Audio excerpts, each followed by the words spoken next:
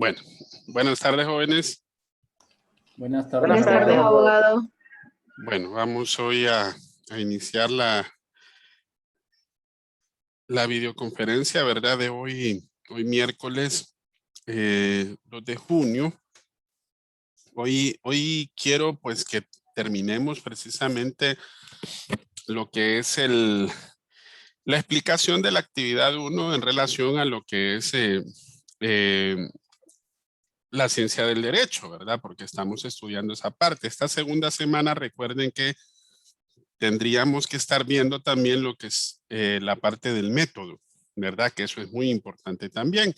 Vamos a terminar con lo que son la última parte del material. Para ello, pues, les voy a compartir pantalla precisamente en lo que nos habíamos quedado recientemente la última vez. Permítame, voy a intentar ver el material que estábamos pues desarrollando, que recuerden que es el material de Giraldo, ¿verdad? Vamos a hacer un repaso así bien rapidito de lo que es este material. Este es el material de Ángel Giraldo. Si ustedes se recuerdan, al nosotros desarrollarlo, en la actividad 1 tenemos que entender por qué el derecho es considerado una ciencia. Habíamos hablado que su objeto era precisamente la regulación de los comportamientos sociales que tienen relevancia para un estado en un momento histórico determinado. Ok.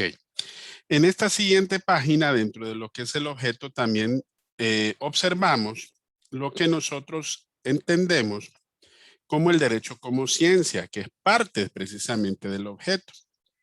En estos primeros 2 párrafos, ahí podemos evidenciar que el derecho como ciencia tiene 2 niveles. El primero, recuerden que habíamos hablado de que tenemos que hacer un análisis de las hipótesis normativas que de igual manera nos van a ayudar a resolver los problemas de una sociedad en un momento histórico determinado. Que dentro de esos problemas hay condicionamientos de diferente índole, ¿verdad? Pueden ser políticos, pueden ser sociales, pueden ser económicos, etc. Y el segundo nivel es cuando ya vemos en la práctica del derecho la aplicación de la norma y si esa norma nos ayuda o no a resolver ese problema jurídico. ¿Ok? Eso es en cuanto a lo que es el derecho como ciencia. Más adelante diferenciamos lo que es un problema jurídico y lo que no es un problema jurídico. Recuerden que está precisamente aquí en los últimos párrafos de la página 2, en donde hablamos y desarrollamos que el problema jurídico es todo aquel que se formula al interior del derecho. A contrario sensu, dijimos que un juicio político o un problema que no es jurídico es aquel pues que no está dentro de lo que es el derecho, no está normado, no está establecido dentro de lo que es el derecho propiamente dicho. Después hablamos un poquito dentro de lo que es el método. Hoy vamos a hablar un poquito más a profundidad de lo que es el método de las ciencias jurídicas. Dijimos, el método por excelencia es la interpretación jurídica. Y finalmente el fin, que dijimos que son las fuentes formales que la integran. Dentro de las fuentes formales, hablamos que la principal es precisamente la ley, ¿verdad? Tal como está acá. Y las fuentes subsidiarias, que son algunas de las que nosotros habíamos hablado. Empezamos a hablar de la analogía, hablamos un poco de lo que es la costumbre también. Vamos a hablar de los principios generales del derecho y del negocio jurídico. Bueno, en esta parte, antes de meternos al método, si ustedes se recuerdan, hablamos de cómo las fuentes subsidiarias se convierten en una fuente principal, que es la ley. De ahí nosotros vimos este documento que está acá. Ahorita se los muestro. Este documento. Las fuentes. Esta es una clasificación de las fuentes del derecho hondureño que atiende a 3. Primero, están las normas de derecho escrito, que recuerden que son todas aquellas fuentes que nosotros hablamos que están escritas o que han sido dictadas por el órgano competente que pueden ser disposiciones que han sido redactadas y legalmente han llevado todo el proceso de formulación y puesta en práctica de la ley, que recuerden que esa función legislativa pues la tiene el Congreso y que está establecida dentro de lo que es la Constitución. Leyes primarias, leyes secundarias, constituciones, decretos, etcétera. Y después vienen las normas de derecho consuetudinario o no escrito, que recuerden que son usos y costumbres o reglas sociales que se van derivando precisamente de su puesta en práctica y que se vienen a convertir o se reconocen obligatoriamente siempre y cuando la ley lo establezca, tal como lo dice el artículo 2 de nuestro Código Civil. Aquí lo dice, miren. Ahí es cuando empezamos a ver y a visorar cómo una fuente principal se convierte en una fuente principal. Perdón, una fuente subsidiaria, perdón, se convierte en una fuente principal. La fuente subsidiaria, que en este caso es el derecho consuetudinario o la costumbre o derecho no escrito, si vemos en nuestro derecho está reconocido en base al artículo 2 del Código Civil. ¿Qué es lo que establece este artículo 2? La costumbre no constituye derecho, sino en aquellos casos que se encuentren en la ley o que la ley lo remita a ella, ¿verdad? Aquí podemos ver algunos ejemplos que están al final, al pie de página. Miren, hablamos de uno la vez pasada, el Código de Comercio. Ahora también está el Código del Trabajo, el artículo 18. Miren cómo dice, ¿eh? Los casos no previstos en este código, lo no previsto en este código, ¿qué es lo que se va a aplicar? Bueno, sus reglamentos, demás leyes relativas al trabajo. Entonces, en primer término, se debe resolver, primero, de acuerdo a los principios del derecho del trabajo. En segundo lugar, de acuerdo a la equidad.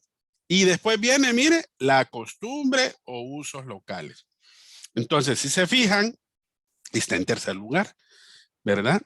En lo no previsto en esta fuente, que es precisamente el Código del Trabajo, entonces la costumbre también se puede utilizar como una fuente principal. ¿Pero por qué? Porque la ley lo remite a ella, tal como lo dice el artículo 2 del Código Civil. Y por último, tenemos lo que es la jurisprudencia, que es la tercera clasificación que habíamos hablado. Miren, las normas de derecho jurisprudencial. ¿Qué es una norma de derecho jurisprudencial? Son las que proceden de la actividad judicial. En otras palabras, ¿de dónde nace? De la actividad que desarrolla el Poder Judicial. Recuerden que lo jurisprudencial viene de ciertos aspectos que están reconocidos dentro de lo que es el derecho anglosajón o el llamado derecho inglés, como dice acá. ¿Por qué? Porque su naturaleza fundamentalmente nace de lo que es las sentencias o las decisiones judiciales de ese órgano que nosotros viene a emitir esos nuevos requerimientos, pero a partir de lo que es jurisprudencia, ¿verdad? Jurisprudencia. Y por eso, si ustedes se fijan, estas decisiones judiciales, aunque su órgano legislativo emite leyes y que siguen un proceso que es muy parecido, también se aplica dentro de lo que son los sistemas de derecho escrito. En este caso, pueden ser por lo menos 3 sentencias en un mismo sentido y sobre un mismo hecho concreto que se puede considerar como jurisprudencia. Por ejemplo, en el Código Penal habla de jurisprudencia, pero a la jurisprudencia se le llama doctrina legal. ¿Por qué? Porque se puede aplicar la jurisprudencia porque hay diversas decisiones que son de carácter judicial que generan un nuevo derecho de acuerdo a las normas dictadas, que en este caso viene a constituirse como derecho, por las sentencias que son muy similares en relación a casos concretos. No sé si ustedes se recuerdan, pero cuando hablamos de jurisprudencia en los Estados Unidos, los abogados lo que aprenden no es tanto el derecho escrito, porque allá no se aplica el derecho escrito, allá lo que se aplica es la práctica. Allá miran casos concretos, que cómo fueron decididos, que cómo fueron sentenciados, y en base a eso se aplican a un caso similar. De esa manera se crea jurisprudencia, ¿verdad? Entonces, ese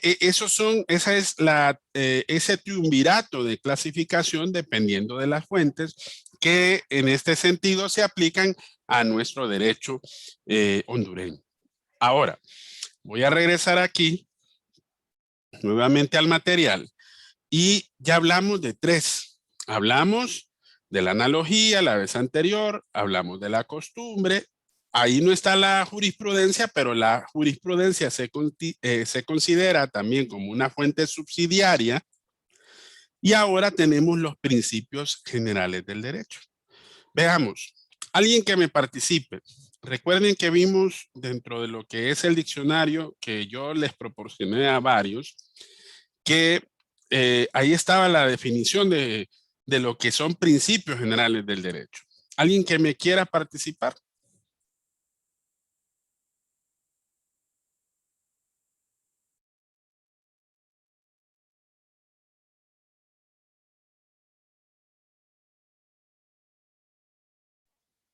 Lick, Dígame, David.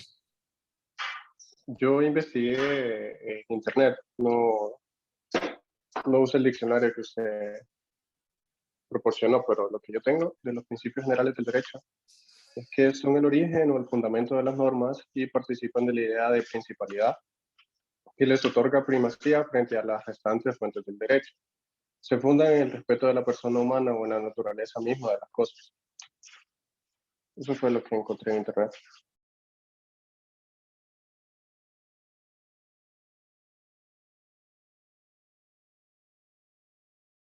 Ok, ¿alguien más? Está muy bien, David, vamos bien. ¿Alguien más que me quiera dar otra definición de principios generales del derecho? Hola, Lick. Yo tengo la definición del diccionario que usted nos proporcionó. Ajá, dígame. Bueno, dice que es uno de los conceptos jurídicos más discutidos. Según Sánchez Roman, considera como tales los axiomas o maxiomas jurídicos recopilados de las antiguas compilaciones, o sea, las reglas del derecho. Según otro autor, según Burón, los dictados de la razón admitidos por el legislador como fundamento inmediato de sus disposiciones, y en los cuales se haya contenido su capital pensamiento, una autorización o invitación de la ley para la libre creación del derecho por el juez. Ok, ya vamos aterrizando un poquito más dentro de lo que es propiamente un principio general del derecho. Como bien dijo David y como bien lo planteó también la compañera, estos vienen a ser algo así como, por eso se llaman axiomas. ¿Qué es un axioma? En derecho, cuando hablamos de epistemología, que es una ciencia propiamente o una disciplina en donde se origina diversos aspectos normativos que de repente son considerados como parte del derecho, son como verdades. Y esas verdades son integrados formalmente a los ordenamientos jurídicos. ¿Ok?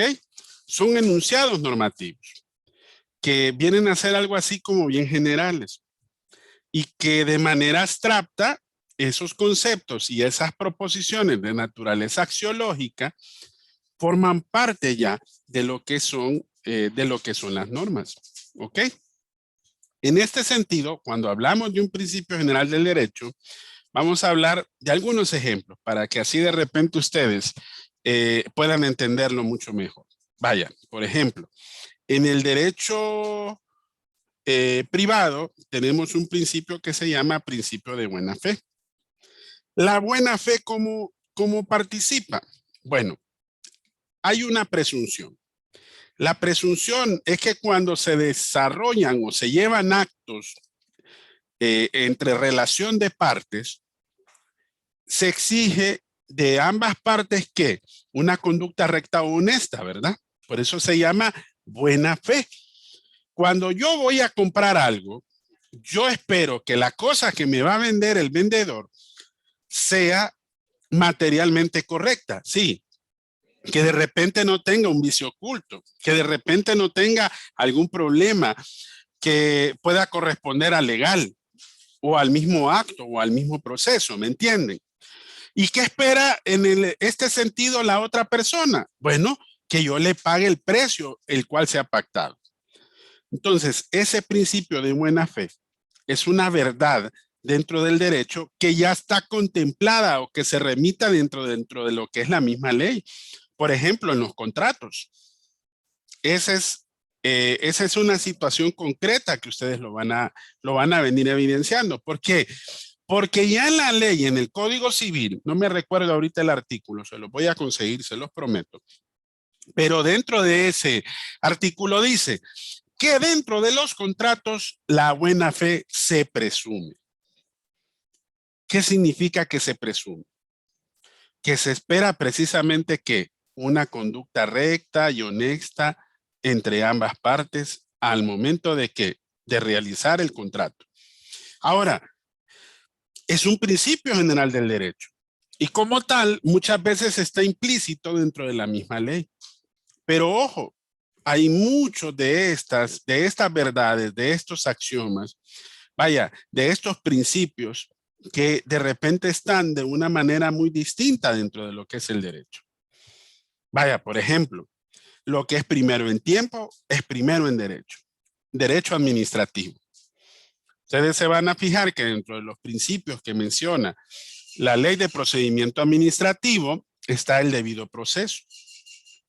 Viene otro que dice primero en tiempo. Entra primero y es lo primero que entonces debe resolverse. Ese es un principio general que se aplica al derecho público y también al derecho privado. Otro, las pacta sunt servanda. Ese es de derecho privado pero internacional. ¿Qué significa pacta sunt servanda? Es un término latino que dice que los pactos deben cumplirse al tenor de los mismos. ¿Ok? Ojo, y eso no está establecido como quien dice dentro de lo que es la ley. ¿Ok? Entonces, esos pactos tienen carácter de absolutos. De ahí es que viene precisamente el principio de los tratados, que dichos tratados deben de cumplirse al tenor de ¿qué? Al tenor de lo que establece precisamente la norma. ¿Ok? La norma. Ok. Bueno, otra cosa. Es para que ustedes entiendan cómo normalmente participan los principios generales del derecho. Y ustedes pueden profundizar. Ahorita solo vieron algo que es muy por encimita de lo que es propiamente esos principios. En derecho, en introducción al estudio del derecho van a profundizar un poquito más. En teoría general del Estado también. En lógica jurídica también van a ver un poquito dentro de lo que es sus características, su naturaleza y su fundamento. Porque tienen diferentes tipos de funciones dentro de lo que es la aplicación del derecho. Pero volvemos a lo mismo, jóvenes. Cómo una fuente subsidiaria se convierte en una fuente principal, siempre y cuando la ley lo remita. ¿Cómo yo sé que existe esa presunción? Bueno, porque el Código Civil me lo establece. El Código Civil me dice, la buena fe se presume. La otra parte no me puede argumentar, óigame, yo le compré una cosa y la cosa me salió mala. Puede ser cualquier cosa mueble. Y de repente, por ejemplo, un vehículo. Alguien ha comprado un vehículo de segunda y de repente me puso ahí, no doy garantía porque es de segunda. Pero si él me dice dentro de lo que es el contrato o el acuerdo de voluntades que está en perfectas condiciones y de repente se encuentra un vicio oculto, ¿qué va a pasar? ¿Un vicio oculto qué es? Que tal vez de repente vino y ese vehículo tiene un problema en el motor a profundidad, por ejemplo. Y ese problema a profundidad es algo que de repente se pudo haber detectado en el momento. Y aún así me vendió esa cosa o ese vehículo. Entonces, ¿qué me dice ahí el derecho? La buena fe se presume. ¿Qué presumí yo o qué es lo que yo esperé de la otra persona? Que el carro está en buenas condiciones, porque él lo dijo, ¿verdad? Entonces, así es como se aplica este principio y a su vez esta fuente que nosotros llamamos como fuente subsidiaria para convertirse en una fuente principal. Ok, veamos el siguiente. El otro que mencionamos, estimados, fue el negocio jurídico. ¿Qué me encontraron del negocio jurídico? ¿Alguien más que quiera participar? Buenas tardes, abogado. Yo encontré la definición de Emilio Albetti, que define al negocio jurídico como el acto por el cual el individuo regula por sí los intereses propios en las relaciones con otros, y que al derecho enlaza los efectos más conformes a la función económico-social que caracteriza a su tipo. Ok, Buenas tardes, abogado.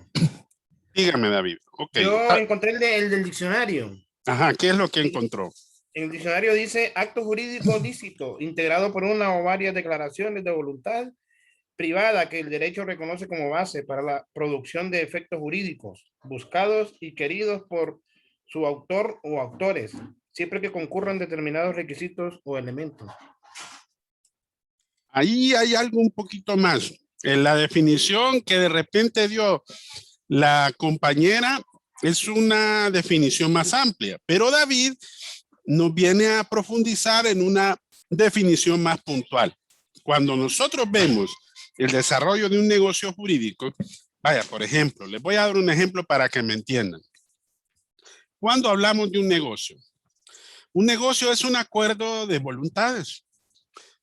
Recuerden, un acuerdo de voluntades puede ser expreso, puede ser por escrito, etcétera, etcétera. Y si ese acuerdo de voluntades se desarrolla, tiene que haber obligaciones entre ambas partes, ¿sí o no? Bueno, pero imagínense que de repente ese acuerdo de voluntades no está establecido por escrito. ¿Ustedes creen que aún así ese negocio se respeta? Sí se puede respetar, que es lo que nosotros llamamos la palabra. La palabra, abogado, por ejemplo, en Ajá. los pueblos se acostumbran que cuando ellos deciden qué terreno es de ellos o dónde tomar agua, ellos por todo por palabra, o cuál va a ser el camino de ley, o por dónde pueden entrar, y lo mantienen mientras están vivos los señores. El problema es cuando ya no están. Ok. Allí es cuando entonces, lo que decía David al final, que dice que tienen que existir una serie de requisitos que por ley se tienen que cumplir para que se convierta en jurídico. Vaya, les voy a comentar. Imagínense que, vaya, así como dice Carla, vengo yo y pactamos que yo le voy a vender un bien inmueble, que en este caso es un terreno. Carla me paga el precio, pero vengo yo y le doy un documento privado porque le digo de primas a primeras que todavía estoy en trámite de la escritura pública. ¿Ok? Me muero. Yo quiera que no, ¿verdad? Pero me pasa algo. Carla, claro, ya pagó el precio. La obligación mía, ¿qué era? Entregar la contraparte, que en este caso era la documentación legal que me acreditara. Esos requisitos legales son los que cumplimentan o complementan, como se dice tanto en uno y otro sentido, lo que se convierte en un negocio jurídico. Vaya, imagínense que de repente lo hayamos celebrado ante notario público, vaya. Pero el notario público le pasa algo y la escritura pública no llega, su exequatur no llega a la Corte Suprema de Justicia. Y uno según tiene una escritura pública y la escritura no está debidamente registrada. ¿Quién aparece como dueño? Siempre voy a aparecer yo. Pero ¿qué va a pasar? Tiene que cumplirse un requisito legal. ¿Cuál es ese requisito legal? Que la escritura pública se tiene que ir a registrar.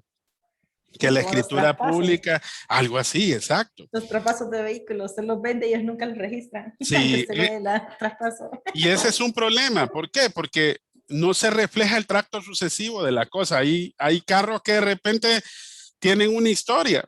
Yo una vez tuve un Datsun 210 que tuvo como 10 dueños. Ese carrito, me acuerdo yo que me sirvió para aprender a manejar y todavía me recuerdo. ¿Verdad? Un tío mío fue el que me lo vendió. Me acuerdo que en ese tiempo me costó como unos 12,000 lempiras, 12,500 lempiras. Y cuando veo los documentos son así de gruesos, miren. Pero ¿cuál era el problema? Que ninguno de los traspasos estaba registrado, como dice Carlos. Entonces, ¿qué me tocó hacer? Registrar todo, pero el problema es que hay un pago por cada traspaso.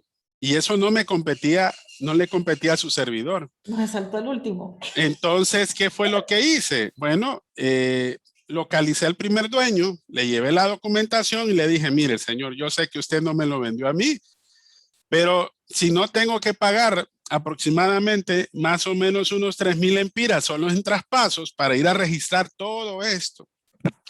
Entonces al final logré arreglar la situación y el primer dueño fue el que me firmó precisamente. Entonces ya volvió y se registró. Eso es un negocio jurídico.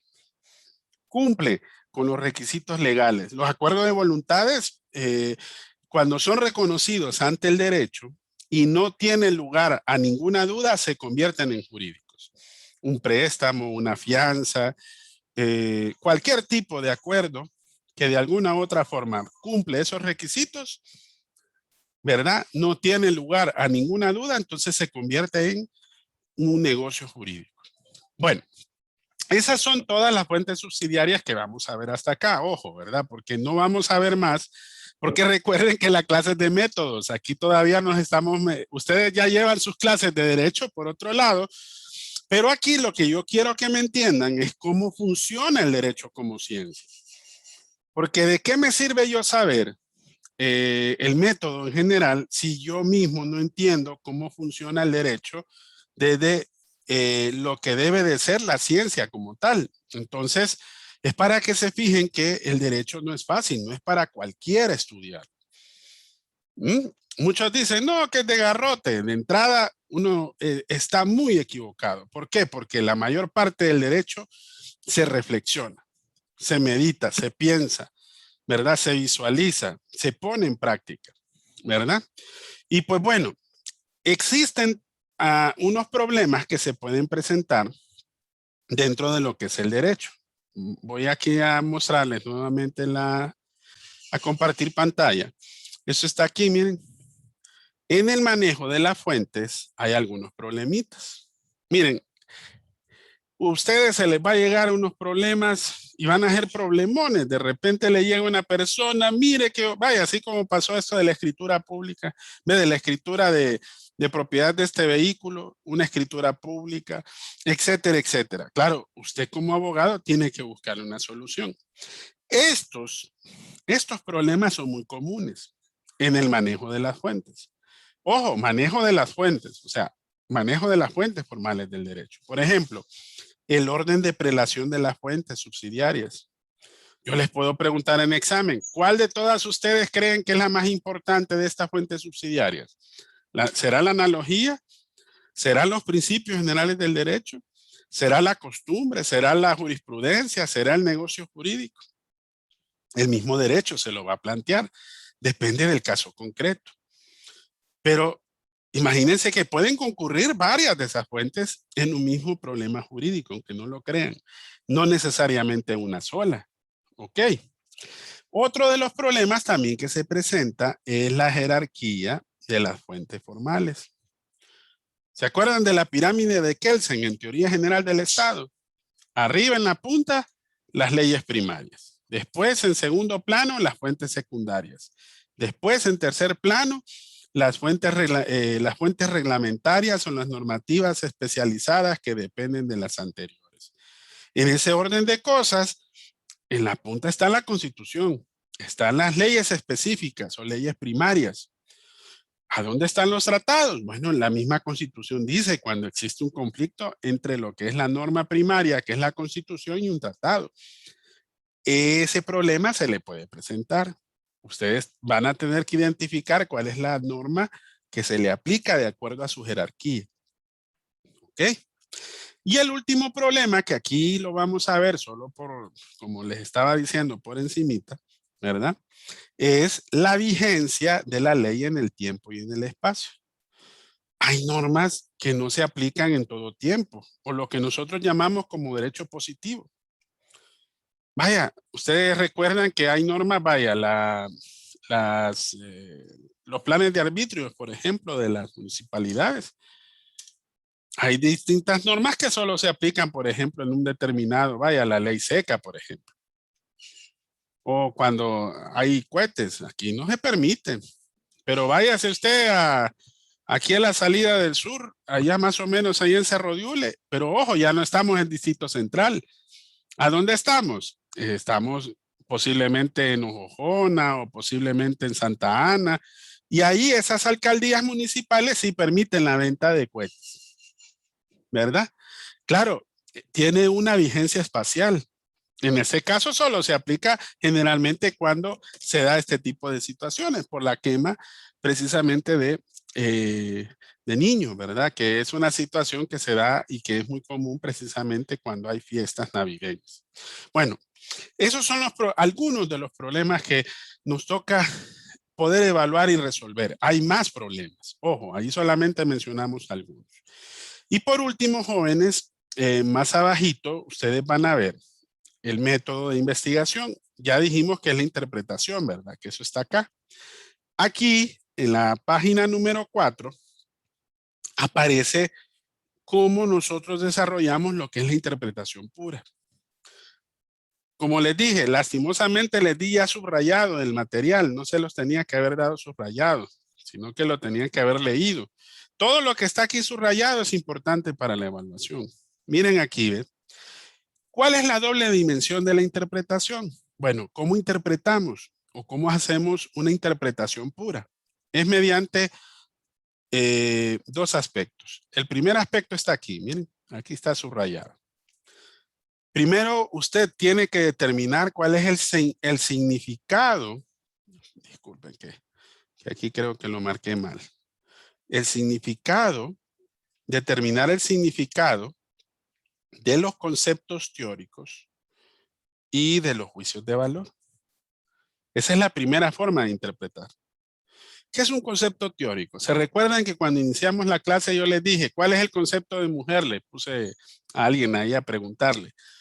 Bueno, el concepto es mujer. El concepto de silla. Pero ¿quién lo determina? Lo determina en base a su experiencia. Pero es distinto que yo le diga cuál es su definición. ¿Ok? Pero un concepto teórico es lo que usted entiende sobre una determinada, vaya, ¿qué es lo que nosotros como hondureños y como de habla hispana hablamos precisamente en idioma español? Existen normas que ya están establecidas, por ejemplo, en lo que es la ortografía. ¿Ok?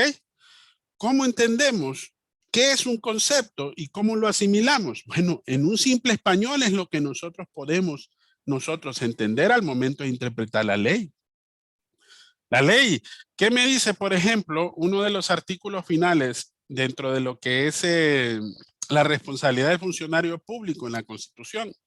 Que todo funcionario, creo que es el 326 o por ahí, el 321 al 326, que todo funcionario es responsable por su, ya se me olvidó exactamente el término, pero como que al leer usted literalmente es que todo funcionario jamás es superior a la ley y que es responsable por su gestión ante los entes correspondientes. Si nosotros lo entendemos en un simple español, ese es el concepto teórico, es lo que nosotros en base a nuestra experiencia asimilamos. Por ejemplo, antes de repente no sabíamos qué era analogía, ¿sí o no? Pero al buscar la definición con lo que es el mataburro, que es el diccionario, ¿qué es lo que hacemos? Asimilamos un nuevo concepto. ¿Me entienden? Entonces, cuando nosotros leemos un artículo, es lo que nosotros entendemos en un simple español. ¿Ok? Un concepto teórico. Pero ¿cómo lo asimilamos? Tenemos que estudiar, tenemos que profundizar. Por eso leer hecho no es sencillo, no es fácil, porque tenemos que profundizarlo de otras maneras, ¿verdad? Para poder entenderlo mejor y de esa manera poder interpretarlo. Y por último, perdón, son los juicios de valor. ¿Qué es un juicio de valor? Miren, cuando un jurista o un legislador crea una norma, tiene una intención, ¿sí o no? ¿Se han fijado que todas las leyes siempre al inicio tienen considerandos? Los considerandos, ¿qué son? Vienen a ser el fundamento del por qué una norma se crea o se circunscribe de acuerdo al debido proceso de la Constitución. Entonces, el juicio de valor es lo que nosotros llamamos en derecho como el deber ser. Vaya, vuelvo con los artículos del 321 al 326, si no más me equivoco, de la responsabilidad de los funcionarios públicos. Ahí dice cómo debe de ser la responsabilidad, que debe de ser que debe de ser responsable por su gestión pública y que no es superior a la ley. Bueno, ¿qué me dice eso? El deber ser, ¿cuál es? Que usted, como funcionario del Estado, tiene que ser responsable ante la ley por sus actos. Y no puede ser superior a ella. En otras palabras, usted no puede tomar una decisión fuera de lo que la ley le permite. Esa viene a ser la interpretación. ¿Cuál es el juicio de valor? La diligencia, la responsabilidad, la honestidad. ¿Ok? Todo eso va implícito dentro de una interpretación. Por eso, cuando interpretamos o aplicamos el método de la interpretación, esta es la primera forma de interpretar, ¿verdad? Determinando los conceptos teóricos y los juicios de valor. Y la segunda, aquí lo está en el siguiente párrafo, miren, dice, determinar el alcance de las fuentes formales del derecho. ¿Qué significa determinar el alcance? Ver la totalidad de supuestos que integran la norma. ¿Ok? Miren, no sé si a ustedes les ha pasado, pero hay muchos que de repente al leer un artículo, ay, mire, abogado, ya sé cómo se soluciona este problema. Mira, aquí dice el artículo que lo que se le aplica es tal y tal. Pero de repente, alguien que ha profundizado un poquito más le dice, óigame, lea más adelantito al final del capítulo y va a encontrar de que hay una excepción. Bueno, ¿qué significa determinar la totalidad de supuestos? Que usted no solamente tiene que ver el artículo, tiene que ver el capítulo, tiene que ver el contexto para interpretarlo, tiene que ver el resto de leyes que están relacionadas con ese caso concreto. No solamente va a irse con una sola norma específica que de repente es para solucionar esa situación, no. Entender y interpretar el derecho va más allá de poder comprender el contexto de la norma. Por eso dice determinar la totalidad de supuestos que integran.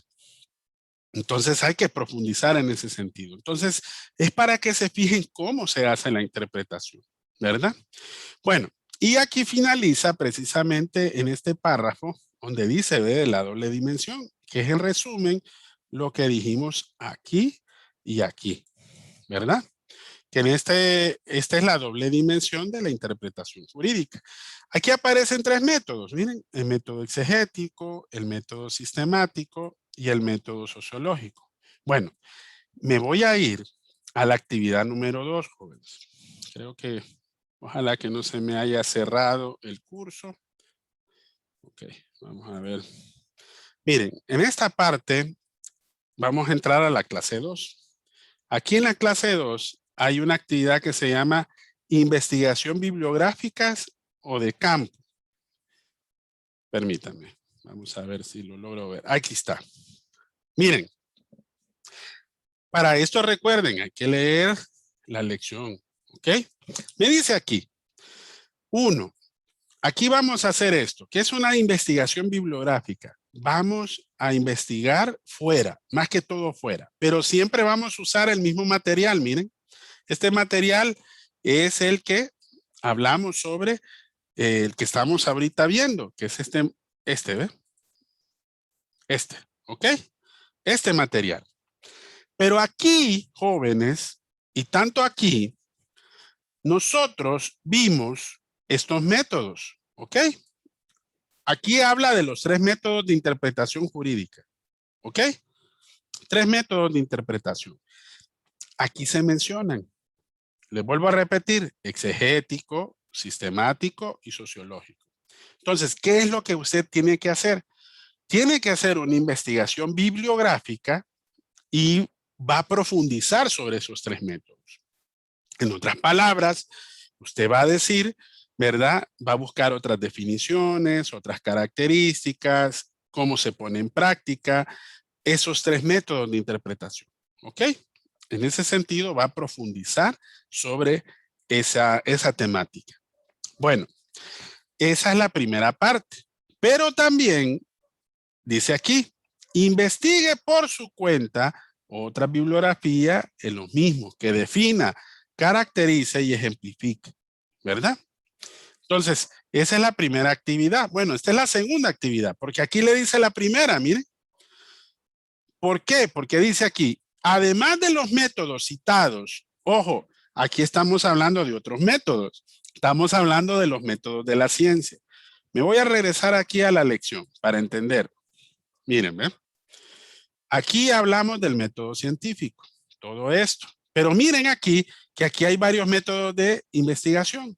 Bueno, en la actividad, ustedes me tienen que investigar fuera de los que están aquí citados, ¿ok? Porque aquí hay varios. Todos estos son métodos que yo les estoy dando ejemplos, ¿ok? Y además de los que mencionan acá, porque en este video, por ejemplo, aquí habla del inductivo, del deductivo, habla también del sistemático, habla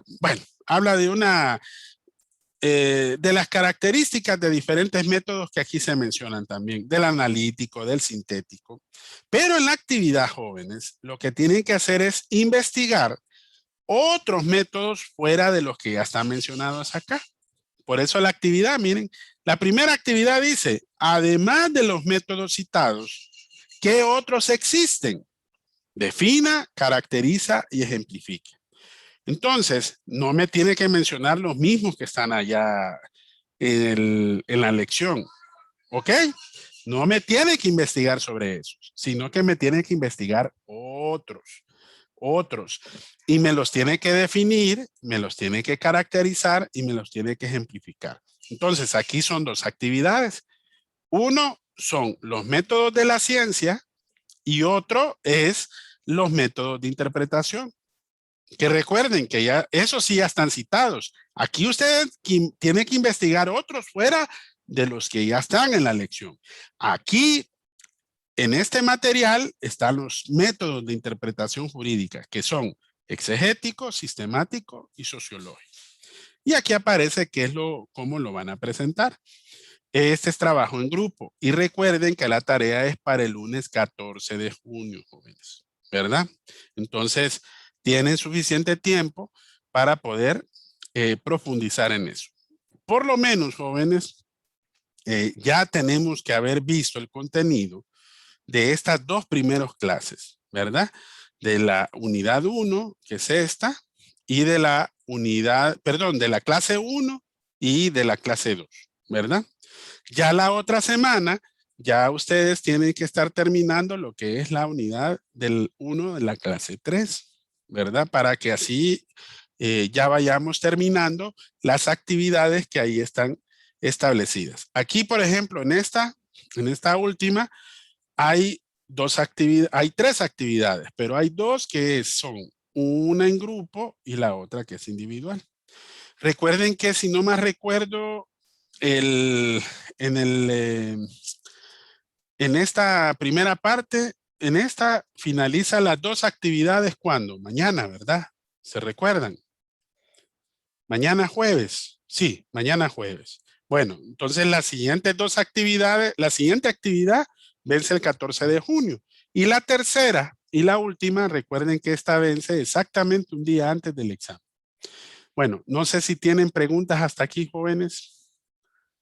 ¿Alguna duda? El 23 vence entonces. Sí. Junio. Ahora, jóvenes, miren, ¿ves? Hay algo que no les había dicho. Y es que si no me entregan las tareas completas, tienen oportunidad, jóvenes, hasta un día antes del examen para entregármelas todas. Si de repente alguien el jueves, yo no les quería decir esto, pero no me quiero pasar de buena gente, como quien dice. Pero ¿qué quiere decir esto? O sea, digamos, yo sé que por alguna u otra razón tal vez queda pendiente alguna participación en el foro, queda pendiente alguna de las tareas en la primera y segunda semana o en la tercera y cuarta semana. Antes del examen, usted me puede entregar cualquiera de esas tareas. Pero ojo, si no cumplió en el tiempo, va a valer un Penalización. exacto, va a valer un poquito menos. Pero el objetivo es que me trabajen en eso. ¿Por qué? Miren, en el examen de reposición, yo lo valoro en base al mismo porcentaje parcial. ¿Qué significa, jóvenes? Que si usted entrega todo el acumulativo, ya para la reposición va a tener ese acumulativo. ¿Ok? En serio, qué buena gente. Así es. Entonces, en otras palabras, por eso los invito a participar en las actividades. ¿Por qué? Porque la actividad les sirve no solamente para que asimilemos el contenido, sino que también nos va a servir en la reposición. La primera reposición, ¿cuánto va a valer? El examen de la primera reposición tiene un valor. Generalmente la mayoría repone el primero porque no le va muy bien, ¿verdad? No son bromas, ¿no? Y no le van tan mal, pero no le va tan bien como en el segundo o tercer parcial. Entonces algunos reponen el primer examen. Y si reponen el primero, ¿cuánto les va a valer el examen? Les va a valer 60. ¿Cuánto les va a valer el acumulativo? 40. Yo prefiero 1000 veces tener pájaro en mano que no tener por fuera ese porcentaje. Entonces, por eso les doy la oportunidad de que trabajen, que hagan las actividades, que no se queden atrás con ellas y de esa manera poder completarlas hasta el final del parcial. ¿Ok? Entonces, siempre se puede, pero ojo, siempre tiene que manifestarme para así poder habilitar el campus, ¿verdad? En esas palabras tiene que excusarse, ¿verdad? Para que de esa manera podamos darle la oportunidad de poder entregar alguna tarea o trabajo que de repente haya quedado pendiente por algún caso de fuerza mayor, ¿verdad? Bueno, jóvenes, llegamos hasta aquí esta semana. No sé si tienen alguna otra duda que de repente hayamos quedado así como en el aire. Abogado, buenas tardes. Buenas. Para tener bien claro esto, con respecto a lo de la actividad. Por ejemplo, por decirlo así, la primera asignación de hacer la definición de la ciencia, del método deductivo y todo eso, vamos a buscar otros métodos que no sean los que están en la plataforma. Así ¿verdad? es, sí, así es. Y la otra asignación, que es de los métodos exegético y el sistemático. Y sociológico. Y el sociológico, vamos a buscar definiciones y ejemplos y cómo se emplean de otras bibliografías. Así es. Dentro de... Sí, ajá, pero ojo, Clara, tienen que ser métodos de interpretación. Claro. Yo quiero que aquí diferencien, porque una cosa son los métodos de las ciencias, sí, que son las ciencias, disciplinas, y métodos de interpretación jurídica, porque estamos viendo a la par, estamos viendo la ciencia del derecho y estamos viendo también las ciencias en general, ¿verdad? Entonces, abogado, podríamos decirlo así, que digamos, del material de Giraldo, que aquí menciona el concepto de método exegético. Entonces, como buscar, digamos, que otro autor o que otra escuela definía el método exegético. Así es, sí. Así es. Recuerde que aquí es a su inventiva, a buscar bibliografía, a buscar otros contenidos que también le sirvan para poder entender mejor cómo funciona el exegético. De esos tres métodos. De esos tres métodos, así es. Solo de esos, ¿verdad? Solo de esos. Pero ojo, póngale atención a esa parte, porque fíjense que a la mayoría yo les bajo puntos porque solo me hacen una actividad y a veces no me leen instrucciones. Entonces, tomen en cuenta esas instrucciones, ¿verdad? Algo así como las instrucciones que están ahí es como la misma rúbrica para que ustedes cumplan. Si ustedes cumplen todos esos aspectos, yo les aseguro que van a tener todo el porcentaje de las actividades, ¿verdad? Okay. Listo, abogado, gracias. Bueno, Carlita, sí, dígame, Carla. Es que no, fíjate, abogado, que no sé si anoté o si lo explicó usted, dónde está la evaluación de todo el periodo, cuánto va a costar cada examen, las actividades y eso. Ah, pero sí, está en la guía didáctica. En la ahí, guía, ahí está en la guía didáctica. Ahí ustedes van a ver que ahí está lo del primer parcial, lo del segundo y lo del tercero, ¿verdad? Ah, y para la próxima semana, jóvenes, vamos a hacer una plenaria que es parte de los foros. Yo voy a evaluar un porcentaje de los foros aquí en clase y quiero que me participen. Así que la próxima semana vamos a tener 2 clases. Y dentro de las 2 clases, yo les voy a preguntar, como el primer foro de qué es, repaso de la unidad 1, ¿sí o no? Y el segundo foro es repasar la clase 2 y la clase 3. Entonces, jóvenes, les voy a preguntar con nombre y apellido. Y si no me contestan bien, les voy a quitar puntos de los foros. Porque los foros también lo vamos a hacer aquí participativo. Entonces, me tienen que leer el contenido obligatorio. No solamente se me van a quedar callados la mayoría, ¿ok? Así que la otra semana les aviso qué día vamos a hacer la primer plenaria. Le vamos a llamar plenaria. Yo aquí voy a ir tomando nota. Por eso es importante que me pongan bien su nombre completo para que yo tome nota y yo pase lista. No acostumbro pasar lista acá. Yo lo que hago es que tomo capturas de pantalla y después nada más reviso nuevamente. Si de repente no van a poder estar presentes, excúsense, porque eso es parte del acumulativo, ¿verdad? Eso sí, si alguno de repente me dice, mira, abogado, yo tengo una cuestión de trabajo o tengo algún inconveniente, avíseme que buscamos la manera de evaluarlo otro día. De aquí en adelante, la próxima semana, hasta el día del examen, vamos a hacer las plenarias, ¿ok? Bueno, pues, listo. Bueno, Muchas gracias. cuídense mucho y nos vemos si Dios lo permite. Feliz fin de semana y la otra semana. Ahí les digo el lunes, ahí les voy a poner siempre en la descripción qué días son los que nos van a tocar las videoconferencias. Así que aprovechen el fin de semana para leer un poquito más los contenidos. ¿Ok? Gracias, abogado. Feliz tarde. Vaya, igualmente, cuídense. Hasta luego. Gracias, abogado. Bye. Semana. Gracias, abogado. Bueno, hasta luego.